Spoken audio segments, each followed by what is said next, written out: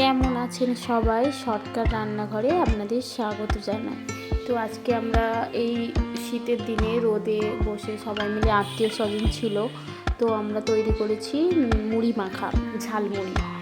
নিয়েছি চপ, চানাচুর, পেঁয়াজ, ধনেপাতা, টমেটো, শসা কুচি, লঙ্কা। প্রথমে মুড়িতে পেঁয়াজ দিয়ে দিলাম, শসা কুচি দিয়ে দিলাম, টমেটো কেটে রাখা সেটাও দিয়ে দিলাম, দিয়ে দিলাম চানাচুর, ঝাল ঝাল চানাচুর, ঠাকুরের চানাচুর, বাদাম, অল্প নুন, তার সাথে কাঁচা লঙ্কা, আর সাথে দিয়ে দিলাম চপ। সত্যি চপ মুড়ি খেতে তো আমাদের ভীষণ ভালো লাগে।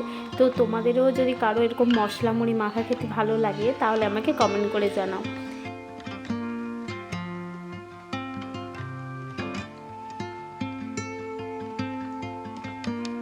মশলা মাখা মুড়িতে দিয়ে দিলাম, সবার শেষে মাখানো হয়ে গেলে দিয়ে দিলাম কাগজি লেবু, আর দিয়ে দিলাম ধনে পাতা, আর একটু অল্প পরিমাণে তেল দিয়ে আবার মাখিয়ে নিলাম।